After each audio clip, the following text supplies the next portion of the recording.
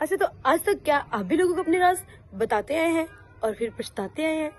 ठीक है, आप लोगों को अपने दिल का गम निकालने के लिए राज बताते आए हैं और उन्होंने आपके वो बताए हुए राज दूसरे तक पहुंचाकर आपके भरोसे को तोड़ा है। क्या आप भी एक ऐसी शख्सियत है, ठीक है, जो अपने राज बड़ी आसानी से दूसरों तक शेयर कर देते हैं अपने दिल के बोझ को हल्का करने के लिए, लेकिन जो नेक्स्ट पर्सन होता है वो आपको धोखा देकर जाता है।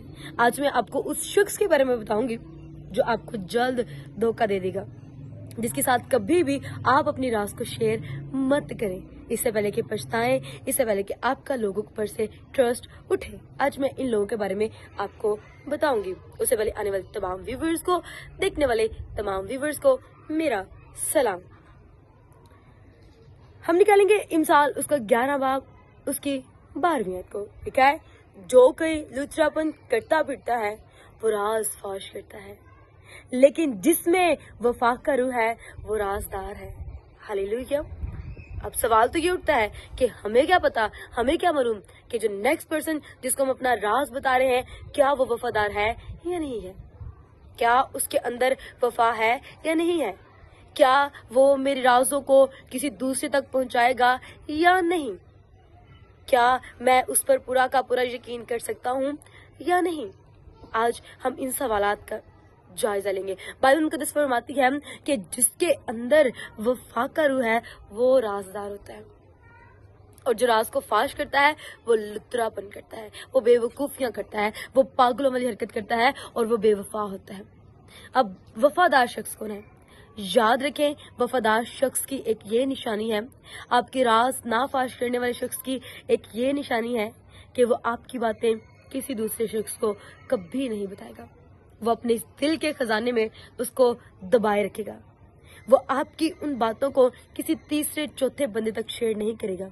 और याद रखें, अगर आपने अपना राज किसी को बताया है और उसके बाद उस शख्स ने किसी को जाकर वो बात बताई है जो आपने उसको बताई है, और उस शख्स को जिससे वो आपकी बातें कर रहा है उसने आपको बता दिया, तो कभी उस शख्स पर दोबारा ट्रस्ट ना करें, क्योंकि वो बेवफा है।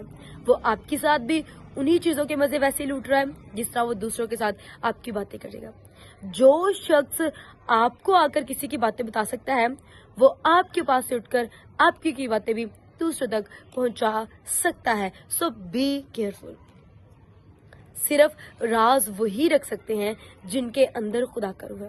राज वही शख्स रख सकता है जिसके अंदर खुदा काम करता है, जिसके अंदर खुदा का डर और खुदा का खौफ मौजूद है।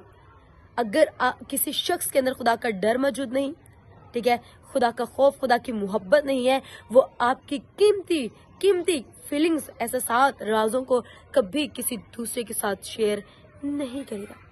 लेकिन जिसमें वफा का रूह है, जिसमें वफा का रूह है, वो क्या होगा?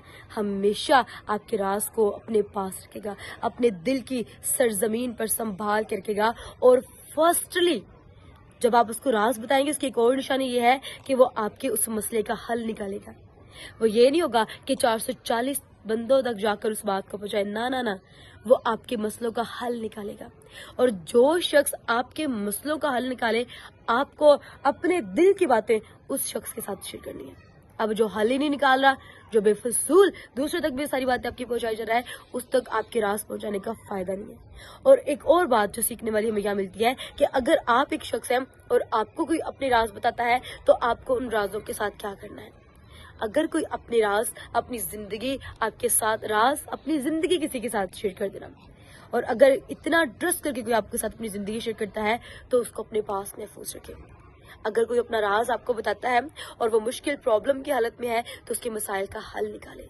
अगर लोग आपके पास अपनी मुश्किलात को लेकर आते हैं तो कोशिश करें उनके हल निकाले जाए, ना कि राज को फाश किया जाए।